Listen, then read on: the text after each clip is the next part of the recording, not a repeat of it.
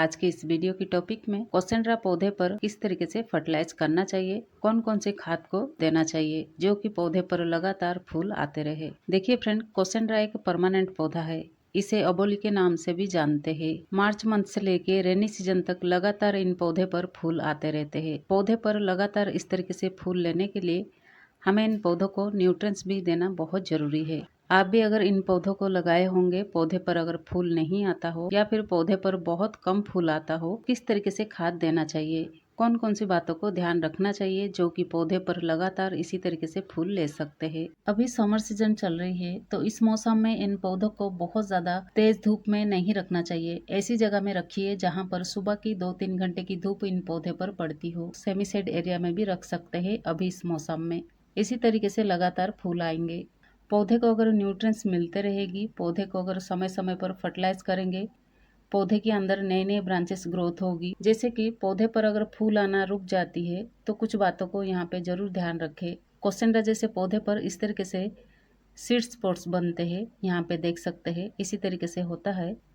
अगर ये पौधे पर इसी तरीके से लगे रहेंगे तो धीरे धीरे फूल आना कम हो जाती है, क्योंकि फ्रेंड इसके अंदर सीड्स बनते हैं। अगर आपको सीड्स को कलेक्ट करना है तो आप थोड़े से सीड्स को पौधे पर रख सकते हैं, लेकिन बहुत ज़्यादा अगर पौधे पर इसी तरीके से लगे रहने देंगे तो पौधे पर फूल आना भी कम हो जाती है। यहाँ पे देखिए, कुछ मैच्योर सीड्स है, यहाँ पे देख सकते हैं, इसी तरीके से ये पौधे पर सीड्स होते हैं।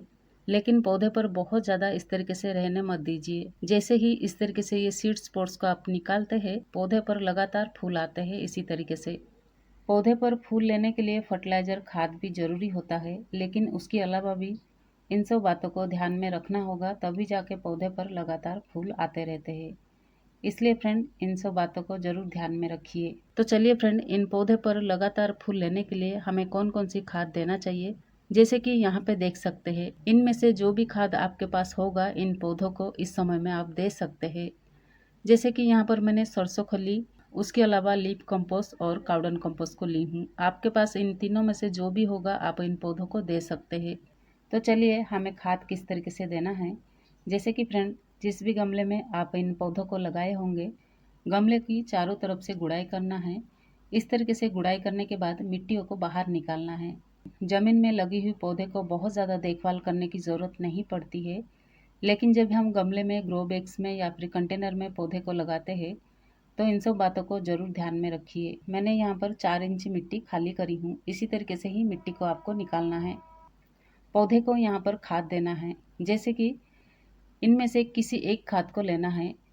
पूरे खाद को आपको पौधे पर नहीं देना है। आपके पास अगर लीफ कंपोस्ट होगा वो भी ले सकते हैं, या फिर काउडन कंपोस्ट ले सकते हैं। लेकिन जो भी कंपोस्ट लेंगे वो अच्छा से डिकम्पोस्ट किया हुआ होना बहुत ज़रूरी है।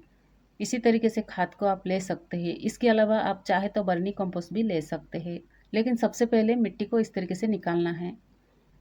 सरसों खली को फर्टिलाइज़र बना के भी दे सकते हैं, लेकिन ध्यान में रखिए, सरसों खली को कभी भी डायरेक्ट मिट्टी के अंदर नहीं देना चाहिए, फंगस हो सकती है। आप अगर सरसों खली को देना चाहते हैं, मिट्टी में मिलाकर दे सकते हैं, वो भी पाउडर बना के। इसी तरीके से पीसेस में पौधे के अंदर बिल्कुल भी मत डालिए। अभी समर सीजन में अगर इन पौधों को अगर कंपोस्ट देना चाहते हैं तो सबसे बेस्ट कंपोस्ट है लीफ कंपोस्ट होता है। ये कंपोस्ट मैंने घर पर ही तैयार करी हूँ।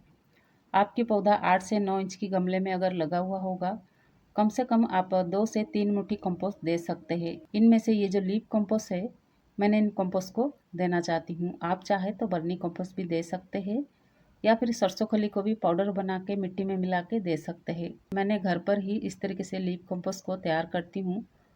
पौधे पर समय समय पर इस तरीके से लीफ कंपोस्ट को देती हूँ। जैसे कि अभी समर सीजन है तो लीफ कंपोस्ट बहुत अच्छा होता है। पानी को होल्ड करके रखता है, मिट्टी के अंदर नमी बनी रहती है, उसके अंदर जो भी न्यूट्रिएंट्स है पौधे को मिलती रहती है।